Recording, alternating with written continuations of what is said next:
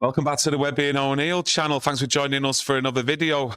What a night it was last night. I'm sure there's a lot of people out there who didn't get much sleep last night. We certainly didn't.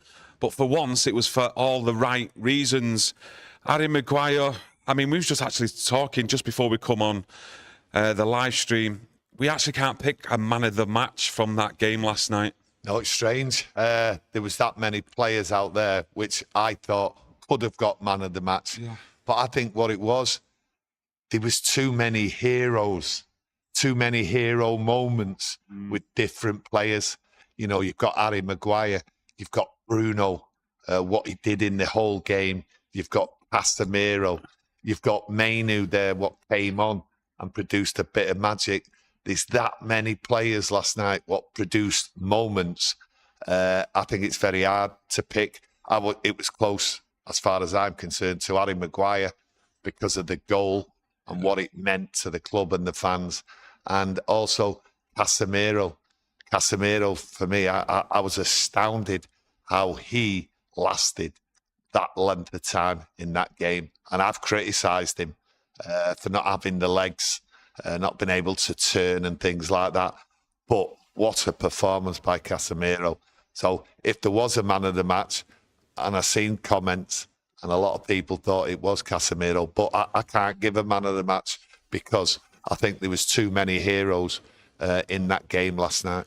Yeah, I know what you mean about Casemiro, but I've been saying it for at least 2 or 3 weeks now about Casemiro, that he's shown signs of improvement. It looks like Ruben Amorim has actually adjusted certain tactics to fit Casemiro in there, where we're a lot more compact in midfield and he can do his best work, considering he's not got that pace, he's not got what he used to have at Real Madrid, getting up and down the pitch. And, you know, at the moment, you're looking at it, the fitness is definitely there because he lasted the whole match. Yeah. You're looking towards this Wolves game now, Bournemouth.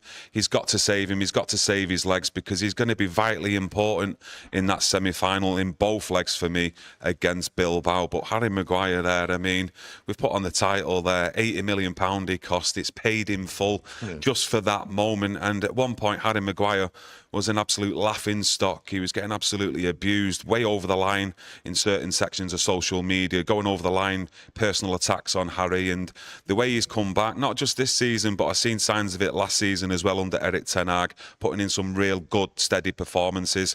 And hats off, credit to the man. I think looking at it today with Harry Maguire, I think there's for me, there's 4 talking points. And that's what's good about coming back the next day. I've looked at things, I'm calm, I'm actually drained, to be honest with you. But Harry Maguire there, you know what the goal meant to him. You know what the goal meant to everybody there. It was just unbelievable moment. I looked at him there, and Casemiro picked him out in the box. He was in there, in that 6-yard box, on his own. There was 3 players. One was marking him, but he created the space. Yes, some people might say he pushed. Those who don't like Manchester United, he pushed their player, but he tried to make a mountain out of a molehill, their player. But Maguire put the header on it, and it was perfect. So that was one of the moments what was outstanding for Harry Maguire. I also thought a contentious point was the penalty, what wasn't given. And I clearly thought it was a penalty that he was pulling. And we've seen recently where players have been pulled up, penalties have been given. But for me, I thought we had a clear penalty when he pulled him down in the box, Yeah, I definitely agree with that as well. And I think a lot of people out there will agree also. But you're looking at the space, the movement to even get in that position. Harry Maguire, like you say, I think he was the only United player in the box. And I just remember seeing 3 Lyon defenders in and around Maguire, and it's like a fox in the box, isn't it? You know, and I've got to go back to, was it when Lyon scored that second goal? Yes. A ball in the box, a bit of a ping pong. And I've got to point out, at one point I did fall on my knees. I've got to be honest, because I seen Harry Maguire duck, right? You know, any of you out there see him duck when that cross come back in across the other side? Well, and I was like, what's he ducking for? Yeah. Why is he ducking? That's Harry Maguire. Yeah, I was just thinking, what's he doing? Maybe a split second he thought, I don't want to get my head to it because it just could rebound anywhere. It could go in my own net, own goal sort of thing. But I was just at the moment like, no. Yeah, I think what it just was. get something on it. Yeah, I think what it was, when you see it back and you see their second goal, the ball come over to the far post, and like United players were in line, and it was so clear, right? You just needed to stick an head on it. Yeah. But what Harry Maguire did, and it's what he's done in his career at Manchester United, and I'm not here criticising or anything like that, because I'm actually laughing at it. And I think it's amusing because of what went on. It doesn't matter. But it'd be wrong of us not to point it out. He actually ducked, and I went on the floor virtually when that ball went in and he scored the goal, because it was clearable. And Harry Maguire, for some reason, but it's Harry Maguire, it's what sums him up. But the thing is, the other point I want to make about Harry Maguire, he has fought back as a professional under severe criticism. I've criticised him, and quite rightly so, about his football, about his turning, moving out of the back four or the back three as it is now, and then getting caught out of position. But I just look at him after the game, and he was stood applauding the crowd, but he was listening to it, the noise and everything else, and it was the emotion what I seen from him. And at one point he was walking there with his hands above his head, clapping his hands to the crowd, and he, as a professional, looked round, and it was a great moment for him, a moment he will treasure forever. And I seen his lips quivering, and I thought, it's give him everything, it's took everything from him. You know, he looked round as a proud man. He knew what he'd done by scoring that goal there, and he knew what it meant to the club and everything, and he was emotional. And that side of him there, I thought he was ready to break down, but he kept a grip of himself, and it was a great moment for Harry Maguire. And I think pointing out Harry Maguire ducking, it's not a criticism, because there's no point and no need to criticise any players, because at the end of the day, as I said before, they were all heroes, right? And there was deficiencies, but you've seen that all season anyway. So we expected it at some point. But for me, Harry Maguire, them 4 points, absolutely Thinking fantastic. there as well, the pass from Maguire to Dalot, that was Harry Maguire, wasn't it?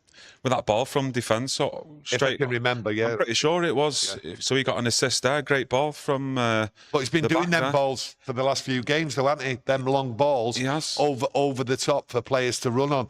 But he's pinging him, and he's getting. Sometimes he's actually put the best passes, the long ball in, than any player on the pitch. So fair play to the kid. One thing that I can remember last night is Lenny Yoro and his actual forward play. Yes, in the first half especially. Actually running forward with the ball, getting into midfield and getting into certain areas where he's in the attack and he's trying to link up with other players. And one thing that I actually took from that game was I was thinking, I've not really seen any United defenders do that in the way Lenny Yoro done that last night, because there was more than 2 or 3 occasions he actually done it. I think even for their sending off, it was Yoro running into midfield, and then was it Tolisso, got caught up with Yoro and he got that second yellow and got sent off. Yeah, I just thought Lenny Yoro in that first half was absolutely superb, because he was getting the ball, but he was going into the space, taking on, but beating the press.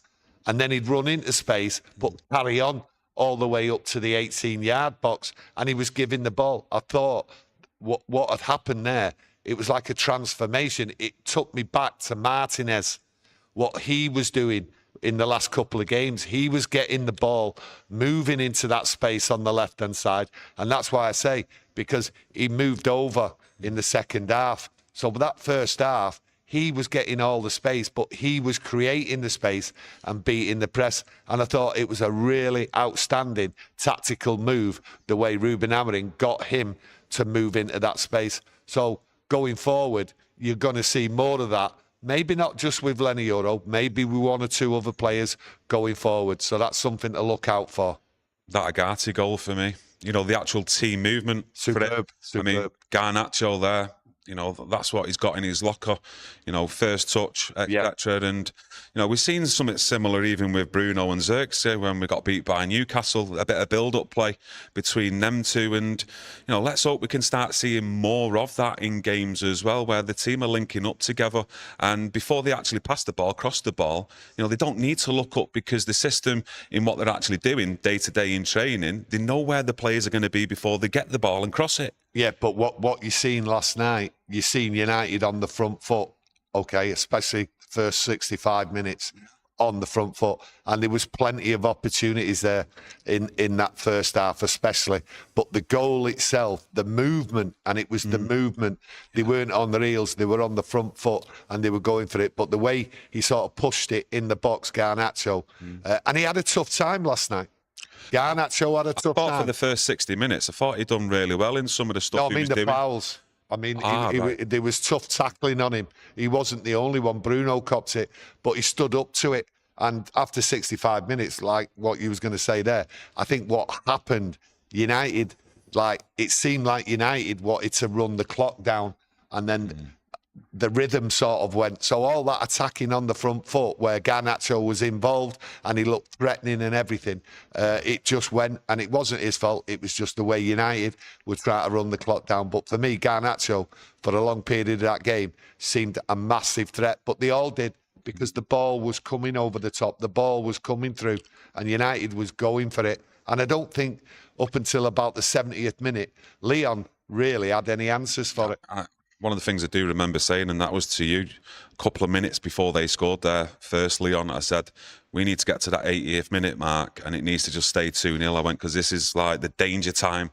And I remember there was a bit of link-up play with Højlund. I thought Højlund done really well in some of his link-up last night, to be honest with you. And he'd spun and he put Dalot in, and Dalot was inside the box, but on the right-hand side, and instead of finding a cross, he shot and it went wide. And then I think it was about a minute or two later after that, they went and scored, Lyon. Yeah. And I just thought to myself, that was a big moment in Europe. Them sort of areas you get into, you've got to take your chances. And yeah, but when you said that, I actually wanted to kick you off the chair, because I just knew what was going to happen when you opened your mouth. So in future, just keep it to yourself. Right, I will do. No, but going forward there, I looked at it, some of the players. I look at Bruno, we'll go back to who was man of the match. Everything, it took everything from Bruno. I seen him at the end of the game. He was physically done in. He put everything into it. And I'll tell you what, he was everywhere. I thought he was superb. He led the line. He run around. He helped players. And he just kept going. And for the penalty, you look at the penalty.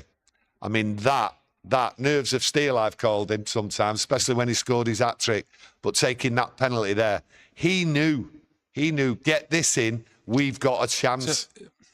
Question for you out there as well. What do you think of Dalot in the past 2 or 3 weeks? And I'm just trying to go through the memory bank. And you look at the Leicester away game, got the assist for Bruno for the third goal, scored against Real Sociedad here, got the assist for Garnacho away to Newcastle, scored last night. What do you make of his actual performances in recent weeks for Dalot? Because I remember when we got thumped here by Tottenham, was it 3-0 here at Old Trafford? After that game, I always said that Dalot in the big moments in attack and defence will let you down. Well, I'd turn around it this way. He had a better season last season than what he's had this year. He's 50-50 in games. Sometimes you see him doing all right, and then sometimes, you see him looking around, being on his heels, getting caught out. And then sometimes you just see him sprinting down the line. And you did see that. And that's what got him the goal. Yeah. And then there were some bad passes, wayward passes, shall I say. Not bad passes, wayward passes. But it was hard work for him. It was hard work for him yesterday. But 50-50. Do you think he can improve? Games. Of course he can improve. They can all improve. But this is terrible football. But improve to the point where, there won't be any debate where he's Man United's first choice in that wing-back spot on the right-hand side. He can't do the wing-back, in my opinion. He's not a wing-back. He doesn't do it for 90 minutes. He loses concentration. He wants to keep coming inside. For me, there might be a replacement next year for the wing-back on the right. people talk about Ahmad doing the right wing back role, but I prefer Ahmad further forward. But for me, no, Dalot's not a wing back. He's a full back. That's what he is, left or right. He won't be going anywhere. But last night, I looked at him after the game, okay, like I did with a few players, and he had tears all in his eyes. He was drained. It took everything out of him. But he was another one who was looking round, taking in all the crowd, the noise, everything. He looked stunned and he looked emotionally drained, and quite right as well, because every player, right, put everything into it, emotionally and physically. Yeah, just to read off some of your comments with me asking you out there. Johnny C said Dalot never gets injured. Spot Highlights says Dalot and Garnacho are too selfish and they almost cost us the game.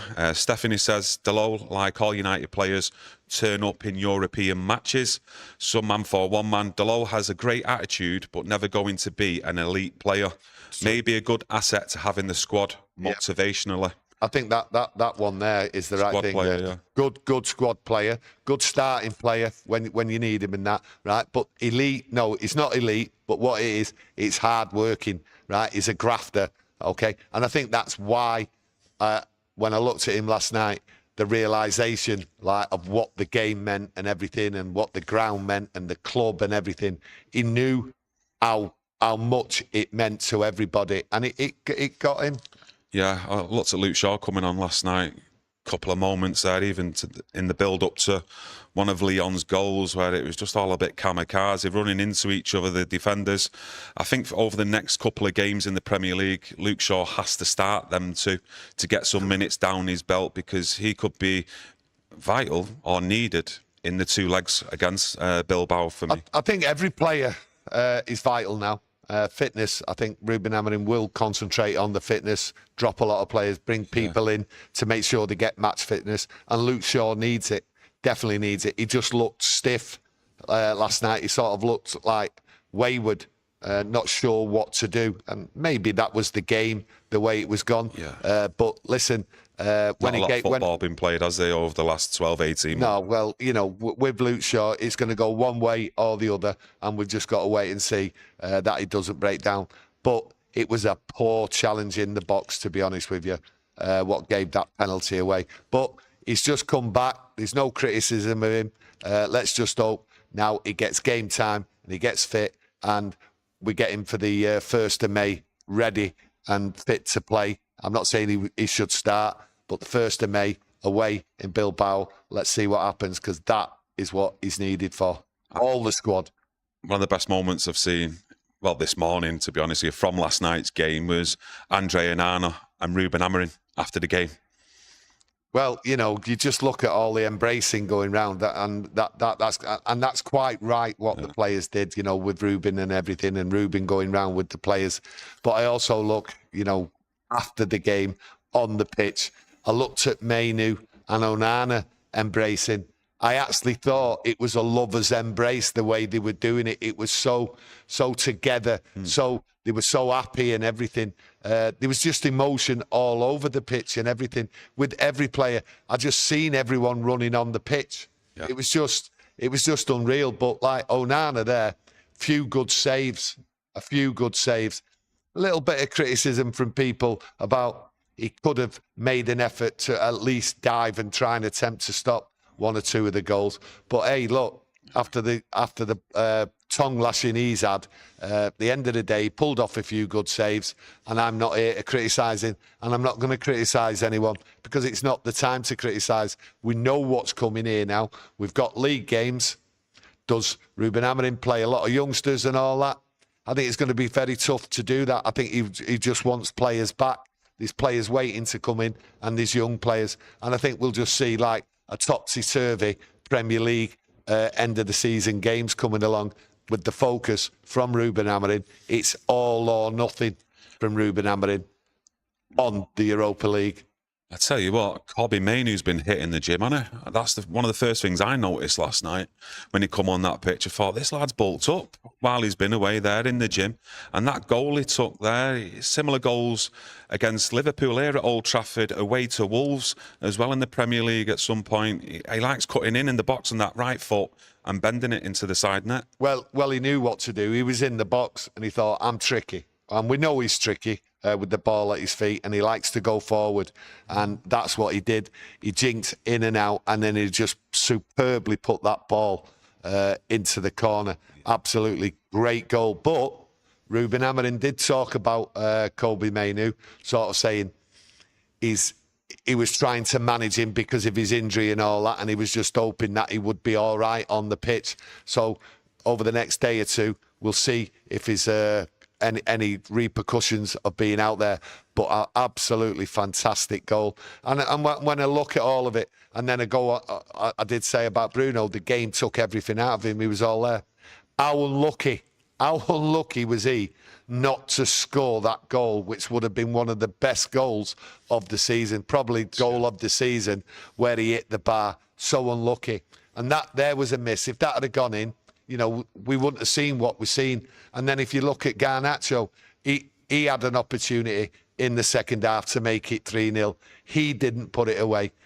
So, you know, there was plenty of chances there, but plenty of chances for them also. And you've got to look at them and sort of say, what happened?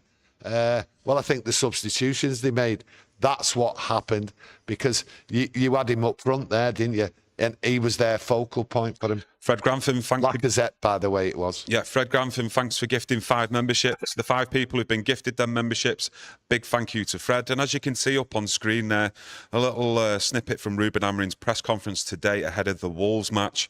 And he was asked about some of the youngsters being brought in for the remainder of the season.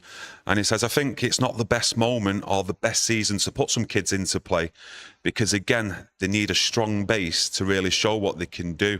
But in this moment, we need to do it. And sometimes you have surprises. You're looking at Harry Amas, played against Newcastle, come on again last night. Again. Yeah. Young kids like that. Will we see any more of the youngsters come in over the next few games, what we've got in the Premier League? Let me know what you think and who should come in. Yeah, I think Harry Amas will get chances now. Like I say, the priority is all or nothing on that Europa League. So Amas will get opportunities. But then I think he was also alluding to Aidan Heaven coming back. He didn't think he was going to get in the team, but it was necessary to bring him in the team when he did, and he was outstanding. So he is in the thoughts of Ruben Amorim, and I think we'll see him back possibly on Sunday or the following week. And they're the youngsters he's talking about. Yeah. But I do agree that there is a moment to bring him in.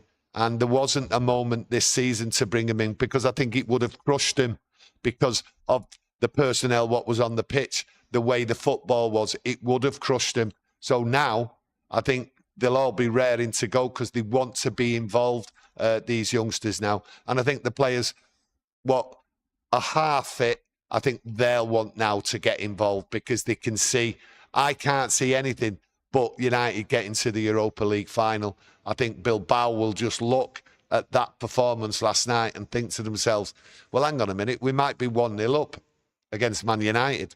What do?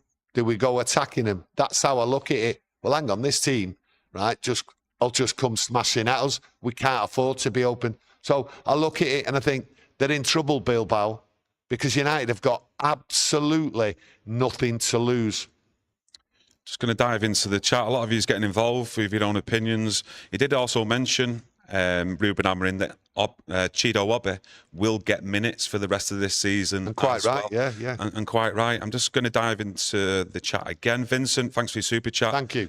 Amorim will have so many questions running through his head today with the team selection for the next game, especially with key players coming back and maybe putting Maguire up top as the striker, ? And as we all know, this season, it's been a tough season for all the players, most importantly the fans as well, watching some of the stuff we've been seeing week on week. And you're looking at them 2 number 10 roles. Have we really got the man at the moment in Højlund and Xerxes to lead the line for Manchester United going forward? I don't think so, to be perfectly honest with you. So it's like having two drummers in the band with no lead singer. And that's what we've been having to do season after season. Well, not season after season, but game after game under Ruben Amorim. Yeah, but I look at the games what are coming up now, and it will be one game at a time. And it's all about the injuries, the fitness and the preparation. And what do I need to do? Well, what he needs to do is get some of these injured players back, give them minutes on there. Listen, we're going to see Lindelof without a doubt on Sunday. That's the nature of the beast as it is, and it's not there for us to criticise or any of the players what come in. We all understand what's going on, so you've got to wish him well, especially on Sunday. I hope the crowd really gets behind him and supports him all the way through. And if we win, fantastic. If we get beat, then okay. They're going to give it a go, those players, but they've got to perform. I'm not asking them players to go out there and just stay fit. I want them to go out there and perform. And I think if he brings a few youngsters in, that will push the other players. Will some of these players be physically and mentally shattered after this game? I am, and I know loads of people out there are. So these players, it was a tough night.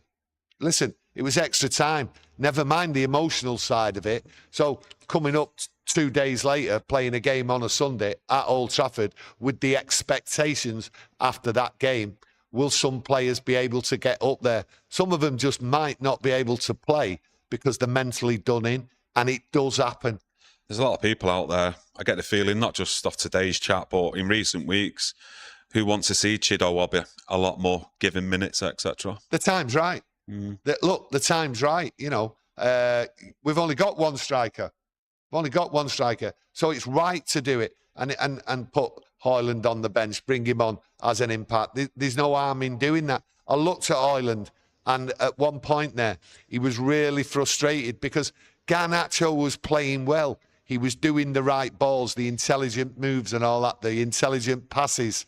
And then after a certain point, I don't know whether it was 60 minutes, 65 minutes or something like that, I just seen Højlund snapping at Garnacho because he was there.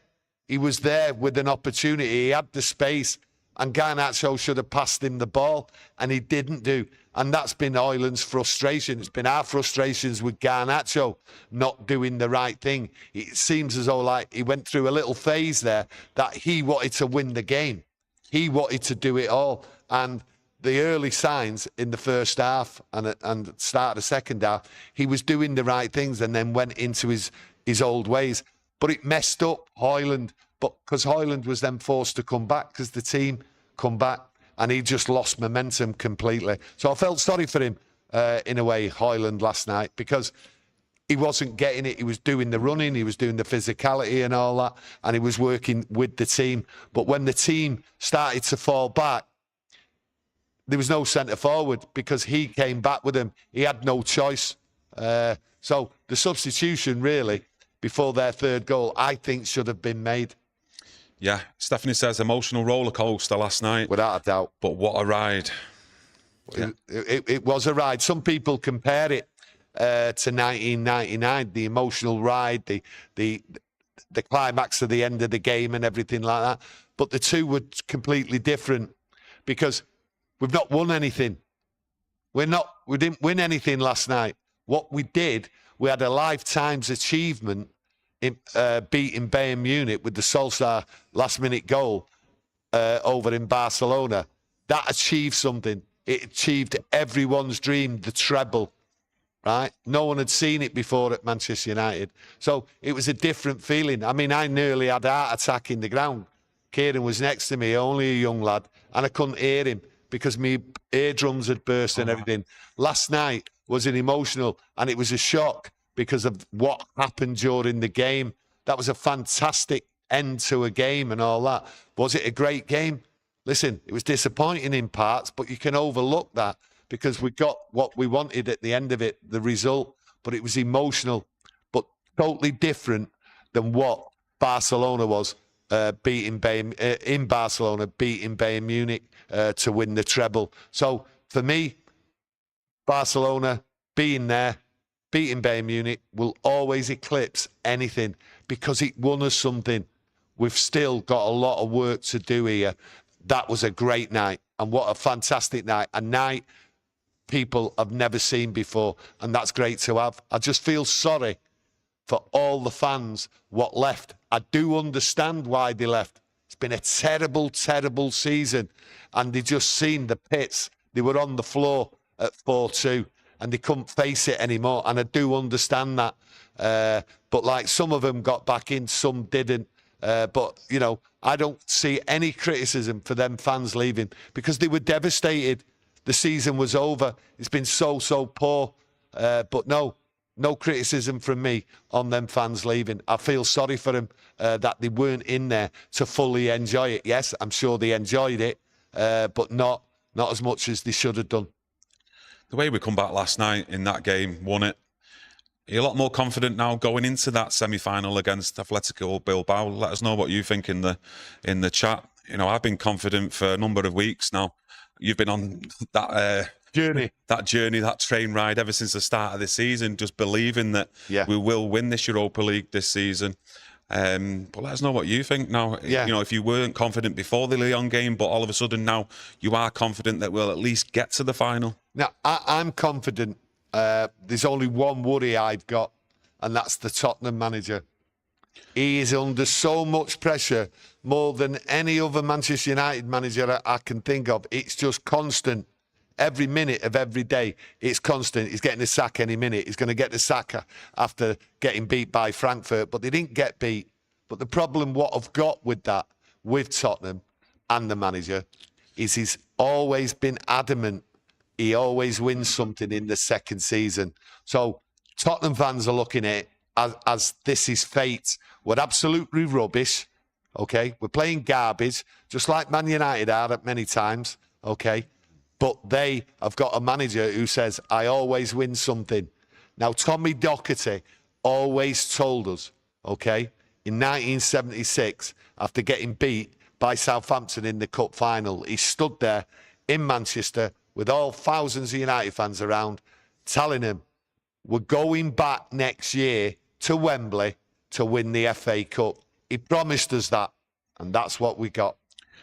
That's what I fear about Tottenham. Yeah, for me, with Tottenham, I actually thought Frankfurt would have turned them over. I think everyone did. Last night. And for me personally, I'm getting the same vibes with Postecoglou, like he's mentioned a few times this season. I always win something in my second season. But this build-up now around him about him being sacked, you know, sacked after this game, he's going to be sacked at the end of the season. It's reminded me of Erik ten Hag during the build-up to the FA Cup final. Yeah. That he's sacked after this game, he's gone no matter what the result. And I'm getting them same vibes over here as a United fan, looking in on the Tottenham team and what's going on around there. And that's the little thing that's bugging me in my mind. But for me personally, I'm looking at the game, I'm sticking with it. I'm confident that we'll get to the final. And whoever we're playing the final, you know, let's just turn up, take it to him. No, I believe we're going to win it. We're going to win it. We're going to get to the final. Yeah. You know, a lot of doubters there. But let me tell you something. Before the game, I had that many people, and I thank everyone what came up and spoke to me. And there was more people than at any other time what was coming up, what watched the channel, all ages, okay? Men, women, kids, the lot. And they were all coming up and going, thank you, keep going with the channel and all that. Keep the faith, we're going to win. They believed it. More people, it was a funny feeling last night. More people last night were coming to Old Trafford and they believed we was going to win. They were going to see something special. They didn't know what. They thought we was going to beat them, but they just knew something special was coming. And everyone was upbeat. But I do thank everyone what did come up to me. I didn't get everyone's name. You know, that's me. You know, you might tell me your name, but I'll forget it any second later. That's what I do, unfortunately. But that many people, I do appreciate it. It was fantastic last night. The atmosphere before the game with everybody was great.